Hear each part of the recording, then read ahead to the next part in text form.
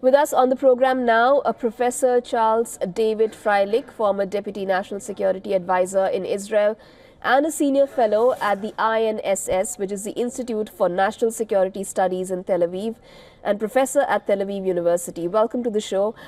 Benjamin Netanyahu spoke of a chain reaction where he mentioned how Israel's actions have contributed to the crumbling of Iran's axis. Could you elaborate a bit on that? Well, the axis certainly has crumbled in recent months. First of all, Hamas has been defeated militarily and no longer constitutes a significant military threat. It can still conduct like the occasional terrorist attack, the rocket attack, and does so, but it has been defeated as a military organization. Hezbollah was hit very, very hard in the last 3 months. Starting with the attack, the beepers attack, as it's referred to. Iran was also hit very hard by Israel in retaliation for its strike on Israel in the beginning of October. And Israel at the time took out most of its air defense and ballistic missile production capabilities. And now the collapse of the Syrian regime. Syria was the linchpin of the entire axis, going from Iran through Iraq, Syria, Lebanon, to the Mediterranean Sea. And the only element that has actually also been hit pretty significantly, as we say, the only remaining element is the Houthis. Well, actually, the U.S. hit them pretty hard. And so the entire axis of resistance has basically disintegrated in the last few weeks, last couple of months.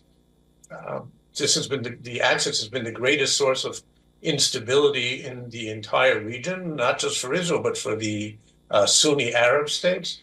And so this is a positive development. And Netanyahu is right that there was a chain reaction. It's not entirely because of Israel, but significantly.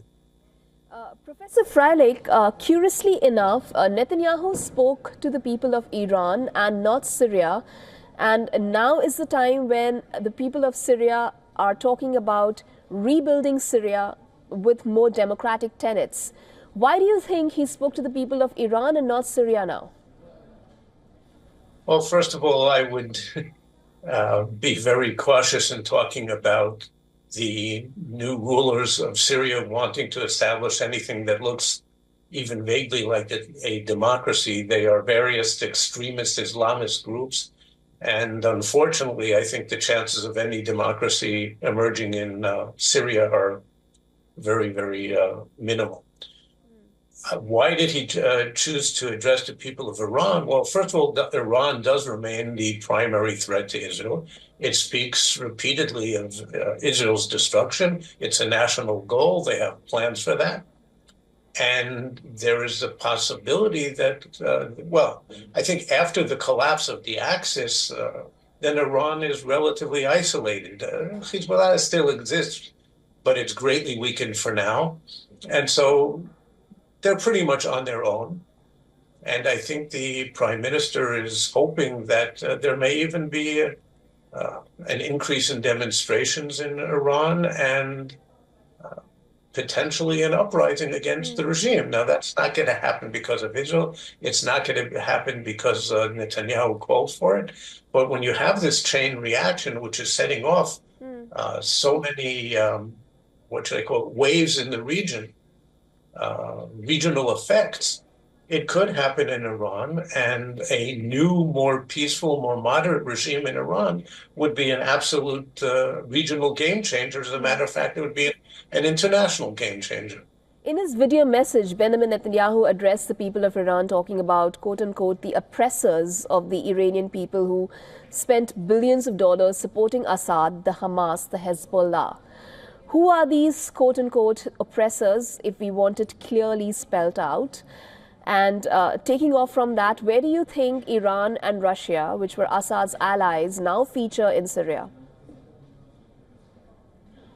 The Islamic Republic, Israel has no problem with Iran. As a matter of fact, when the Shah was still in power, we had a very good relationship.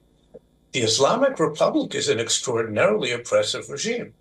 Now, it defines itself as the embodiment of the divine word on earth. That's quite a mouthful. And as the embodiment of the divine word, they believe that that they can legitimately take any measure necessary to ensure the survival of the regime and to suppress the people. So we've seen for decades this really heinous oppression, and we've seen some people and some political leaders in Iran wanting to moderate the regime, if not to topple it, but to moderate it, to let the people live a slightly freer life, not to have this constant clerical intervention in their daily lives. So I think it's, to my way of thinking, it's incontrovertible that a different regime in Iran would be for the benefit of the Iranian people. And we know that there's a significant percentage of the population that wants that. Also, yeah. Go ahead. Professor Freilich, I'm going to have to cut it a little short here because of the paucity of time that I have here. Let me, however, do ask you this. Will Israel and Hamas reach a ceasefire and hostage deal, something that was spoken of?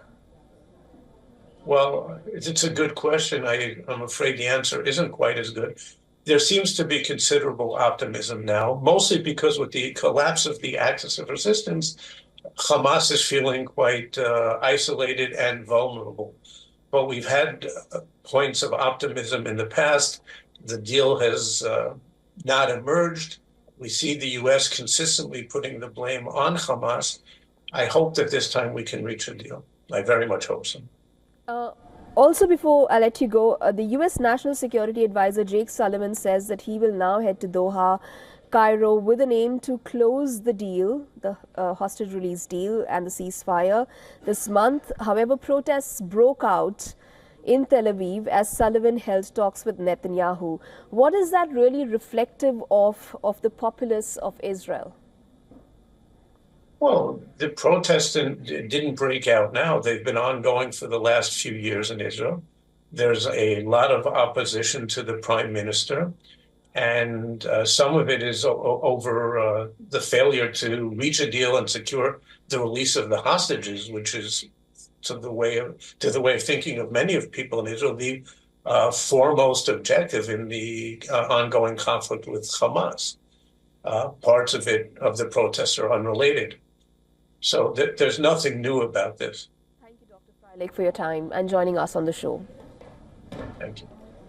For all the latest news, download the WION app and subscribe to our YouTube channel.